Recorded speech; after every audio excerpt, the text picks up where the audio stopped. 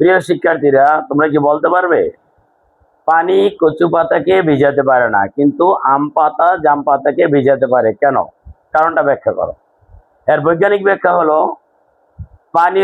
পানির অণুর মধ্যে সংশক্তি বল বেশি, পানির অণু এবং কচু পাতার অণুর মধ্যে আসঞ্জন বল কম। এই জন্য পানির অণু কচু পাতাকে ভিজাতে পারে না, কিন্তু পানির অণুর সংশক্তি বলের চেয়ে পানির অণু এবং আম পাতা ও জাম পাতা অণুর আসঞ্জন বল বেশি। এই জন্য আম পাতা জাম পাতা পানির দ্বারা ভিজে যায়।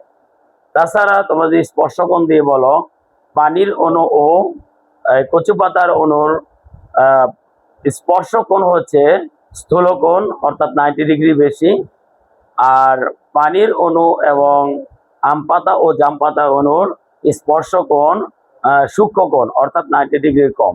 এই জন্য পানির অণু কচু পাতাকে ভিজাতে পারে না, কিন্তু আম পাতা জাম পাতাকে ভিজাতে পারে।